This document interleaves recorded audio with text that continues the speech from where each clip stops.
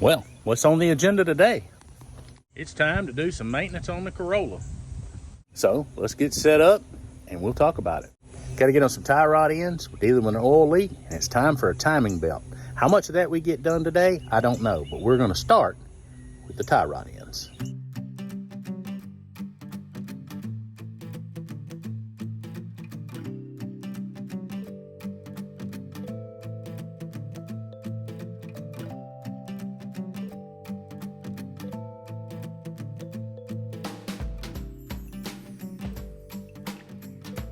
A while back, while I was doing the oil change on this car, I had went ahead and checked a few things under the front end because I noticed that it had started to drive a little strange, and I wasn't sure what exactly was going on. I was thinking it was ball joints, but when I got in and started checking, as you can see there's a good bit of play in the front steering. So when this gets this worn and you're in a curve, torque steer is crazy. It acts weird. If you don't know what to expect and what it's going to do in a curve, when you give it gas or let off the gas, it'll kind of give you a weird feeling like you're going to go off the road. But once you get used to it, it's not a problem. But I am going to have to put my daughter in this car pretty soon while I tear hers down and do a repair on it. So I can't let her drive it this way at all. So a while back we went to Rock Auto and we went on and we bought the inner tie rod ends, which is what's failed or failing on this car. I would go ahead and say in this case this side is completely failed. I would not, like I said, I would not let anybody drive this car in its current condition. Not to mention, it's going to wear out the tires that I just recently put on here. So, what's in the box, you say? We found, and I have used their products before, TRW inner tie rod ends. TRW has been in the industry a long time and makes a good quality aftermarket part. So, let's see where it's made real quick. Of course, made in the Republic of Korea. So, here's what it is. You know, but they I got two of them. They're the same from left to right. There's no difference in them. And I also went and I bought a tool. So, let me go get that tool and we'll talk about that and what I normally do as compared to what I'm going to have to do on this car. Alright, so before we get in and talk about the tool real quick, I want to talk to you about what I normally do. What I have been able to normally do, and I was able to do it on the Camry, and I have done it on Mercedes, I have done it on numerous other vehicles that were front wheel drive with the rack and pinion steering. I can take a pipe wrench normally and finagle it in there and go ahead and break the inner tie rod loose, and then I can go ahead and spin it out by hand. That's not going to be the case on this Corolla. Let me bring you in a little closer and I can show you what I'm talking about. You see where that inner tie rod end goes up into a hole. There is a frame bracket and brace below it, and the engine is right there, or actually I should say the back of the transmission, and then you have the firewall right there. There is absolutely no way to get up in there with a pipe wrench to remove this inner tie rod. So, let me introduce you to what I bought and I hope will work in this application. It is a Lisle. I've used Lisle tools for years. Lisle's a good, reputable, quality tool company. They've been making tools for a long time, and like I said, good quality. It's a 45750 inner tie rod tool. This is basically a universal tool. So I've got to get it out of the package, and we're going to take one of the new tie rod ends and see if it has an adapter that fits this new tie rod. Alright, so I took a minute off camera, unpackaged, and looked at this tool. The Lisle 45750 comes with 6 different crow's feet adapters to fit these inner tie rods. So I looked at how the tool works. It's pretty slick. I like it so far. How it actually works in practical application, I don't know, but we're going to find out here in just a few minutes. But I'm going to try to show you real quick with this new inner tie rod how this tool works, or how it's supposed to work, and we're going to see if we can actually make it work up in this cave of a hole that I have to work through. So find the adapter that fits your inner tie rod. I'm hoping I'm on camera here and showing you this right. You slip, this will, of course, will still be mounted to the car. You slip the adapter over, and this end has got 2 slots that fit those 2 ears right there. You slide this over. Of course, this will be mounted so it won't be flopping around like this. But you slide this over your adapter, and it goes up inside like that. And then you take this little thumb latch right there and you turn it, and now it's locked in place so that your tool can't come off. And on this end, it's got a 1/2 inch square drive, and you can take a 1/2 inch ratchet and break your tool, take your tool and break the inner tie rod loose. So there you go. So now we're going to work on getting that outer tie rod busted loose so we can get in here and take that inner tie rod loose. All right, so in order to use this tool, the outer tie rod end has to come off. So we're going to talk a little bit about that and what we need to do to get the outer tie rod end off. Well, as you know, it threads on the rod.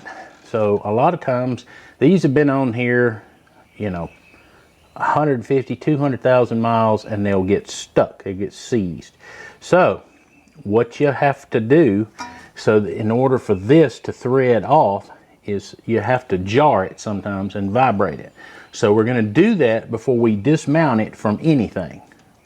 And in order to do that, what you can do is take 2 hammers, okay? You'll hold 1 hammer underneath and take a hammer on to back it up, and a hammer on top. And you see how it knocks that bottom hammer? It provides it some backup, and you do it in several places around.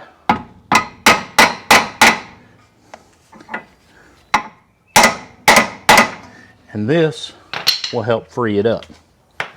So now we've got to deal with this nut, the cotter pin, and the nut that holds it on here. So we're going to set up a quick time lapse and go ahead and take care of that. That's all pretty well straightforward.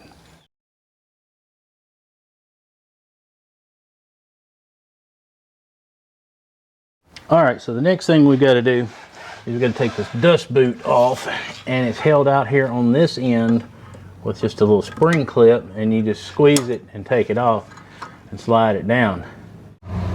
The problem is getting that dust boot off of the body of the rack and pinion. I've got a place I can come up from underneath and try to catch it with a pry bar and see if I can slip it off, but I don't know. Well, it is nearly impossible to get you a good angle to see what I'm doing here, and I thought I had some good place to pry, and it turns out I may not have a good place to pry. Let's see about sliding this thing off. Whoop, I think it moved. It's trying to move. Yep, it's moving, but I still don't have a real good place to pry. Let's just keep trying.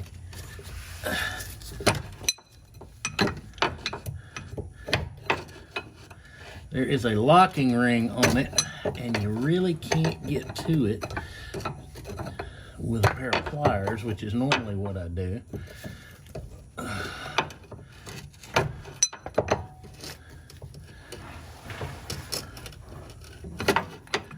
Try to take that lock ring off, and then the boot will just come out. And it's moving just ever so slightly. This looks to be about the hardest part of this, gonna be the hardest part of this job, I think. I don't want to hit on it with a hammer, that's for sure, if I can at all help it.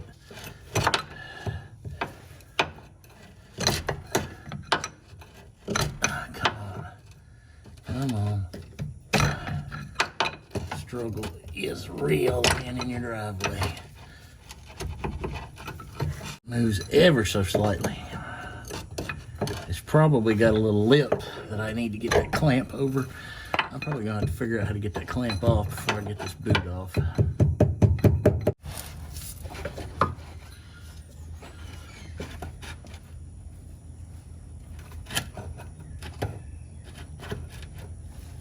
Alright.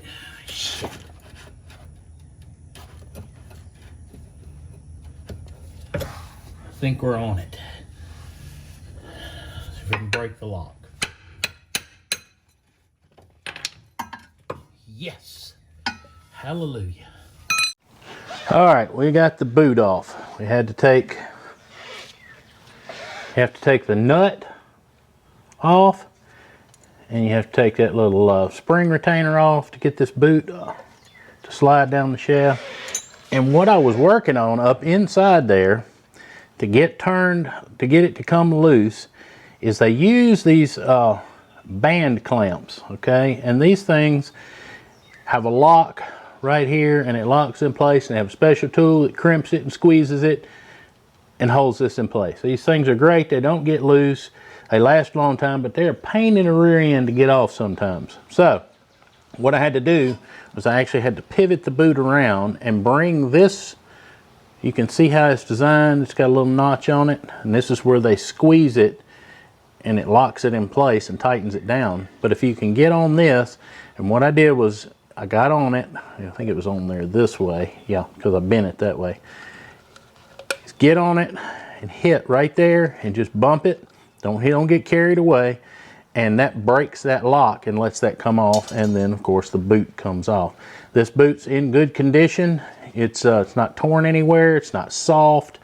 It has had some oil on it, but it's not deteriorated yet. We will be able to reuse it, and I will take, and it's going to be not a lot of fun, but I think I'll be able to get up in there and put it on with a zip tie. I put them on that way many times, and they're fine, no problem. Just have to make sure you get it tight enough and clean this area right here so that it's oil free and grips down on the rack and pinion so it doesn't just pop off. So let's get in here and see what we got to do to get this tie rod off. All right, so we're down to the meat and heart of the matter here.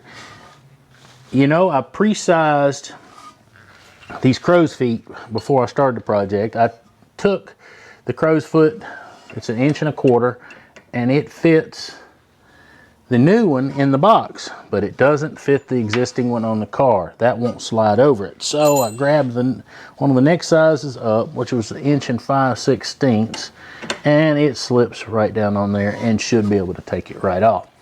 Now let's grab the tool barrel, and it slides. Let's find the ears, the slots here, so we can line it up. It slides on there, and we say it does. I can hold my mouth right and line it up. There it went. Now take the little lock, spin it around. Yep. Now it can't come back off. And move your angle here. And let's take a 1/2 inch drive long handle ratchet, set it to the off position, and let's see if we can spin it off. Man, that's a piece of cake as far as that part.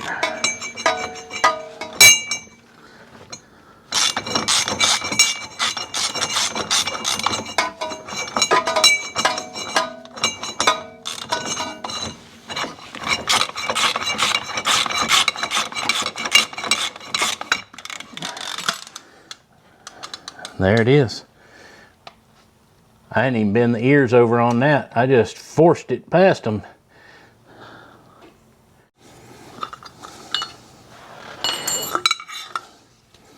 And there it is. In all its worn out glory.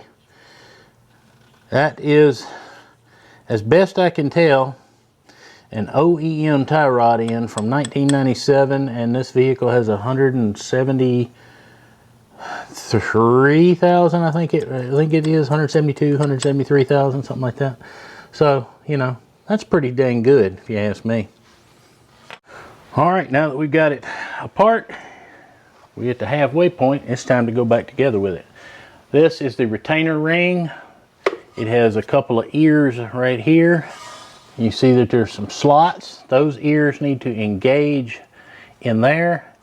And then you have a flat here and a flat here.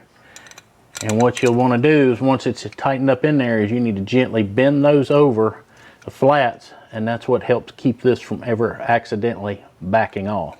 So let's go ahead and we'll get this started back up in there. I say we will. There it goes. Just gently take it up in there until it kind of stops, and then back off a little bit. And then you can reach up in there and line up that ring. You'll feel it when it engages. Yep, got it engaged. Now snug that down.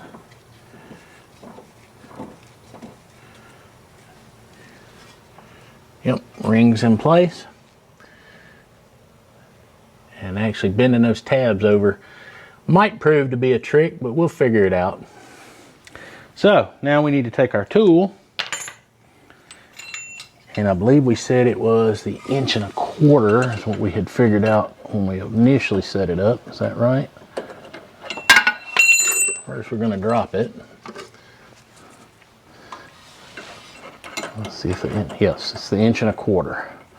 So got that on there.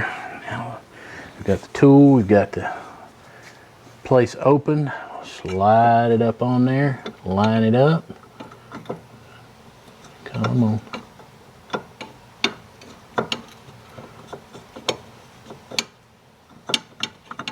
There it is.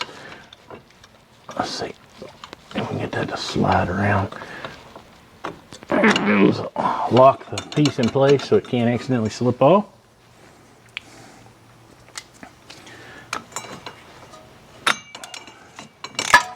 Ratchet on it, hold the tool, keep it from flopping around, and tighten it up.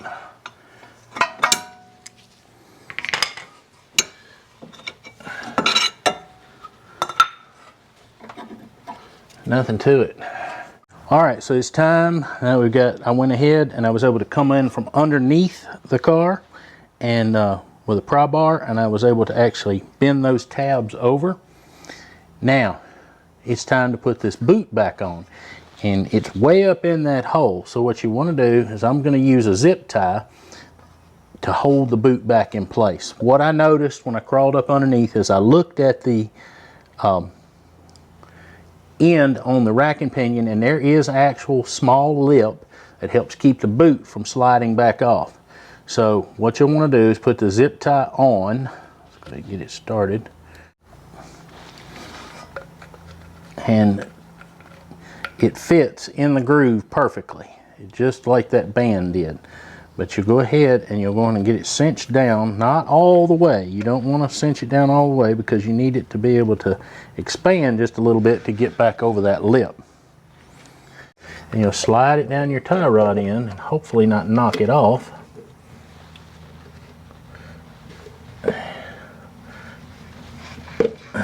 Get it onto the spot down there. Hopefully you can reach up in here. Spin your zip tie around kind of where you can get to it. Hopefully.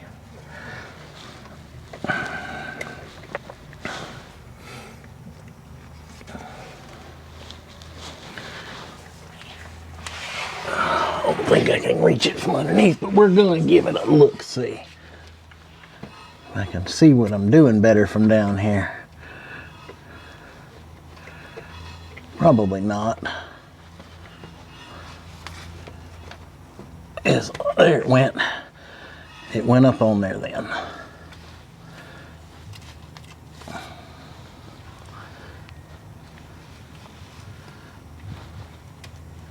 The trick is trying to tighten the zip tie through that little bitty hole. We'll see if we can use our cutting pliers to reach up in there and with a twisting motion tighten our zip tie. If not, we'll be starting over.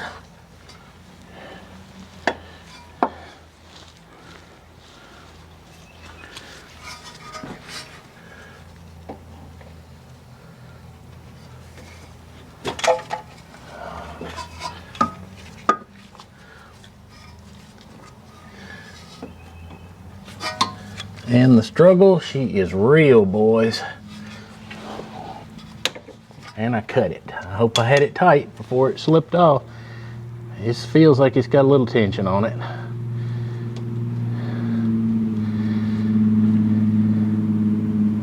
Boot's not slipping back off. Let's slide the boot out here. It has a place that it goes right there. Okay. Basically what I did is I reached up in there and I grabbed the loose end of the zip tie. I don't know where it went. It fell down in there somewhere. And we get a phone call. Hang on.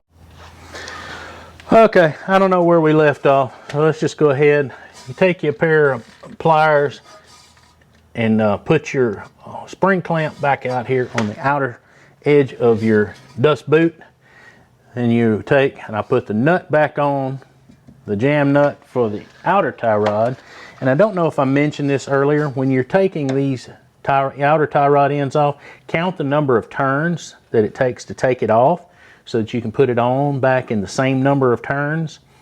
While you might not be 100% have it back in exactly where it's supposed to be for the alignment, it puts it back in the ballpark. This left tie rod end was 10 turns out, so let's put it back in. 1, 2, 3, 4, 5, 6, 7, 8, 9, 10. And that will get you close. That'll get you back in the game.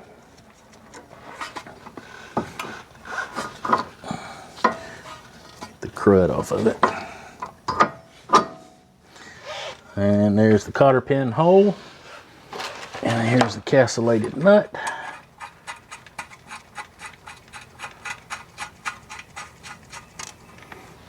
All right, snug it down. All right.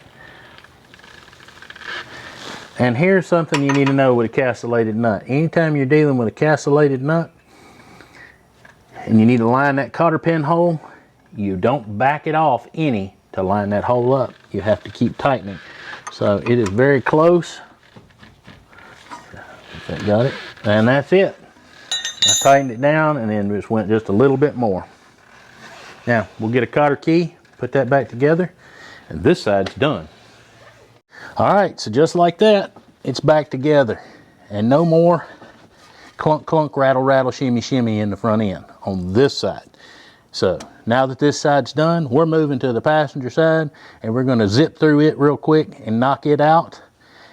It's about the same as doing this side, except there's actually, I think, a little more room on the passenger side to get in there and work.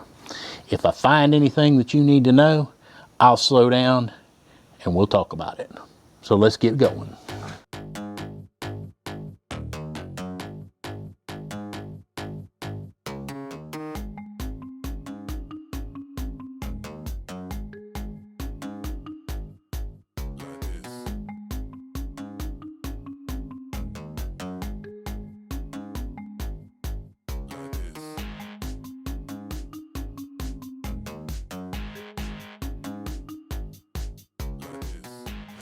All right, so there we go. We got the passenger side all put back together and buttoned up. Just a couple of things that I forgot to mention, thought might be a good idea. Make sure that you go back over everything. Make sure that you've tightened up all the jam nuts, put your cotter keys and pins back where they're supposed to be. Everything's tight, good to go. And this tool here, the 45750 Lisle, the inner tie rod tool, did its job, worked well. I'm pleased with it. I'm happy to have it in my toolbox. So what's next? Well, anytime you mess with a tie rod end or a steering arm like that, you really need to go in and you need to check your adjustment. Taking and doing the counting your turns on the outer tie rod end and putting it back in the same spot, get you close, but it's not gonna be perfect many times. So what we're going to do is we're fixing to set up and do the alignment. But that's going to be another video. So while I'm working on that video, why don't you go over and check another one coming on the screen right now.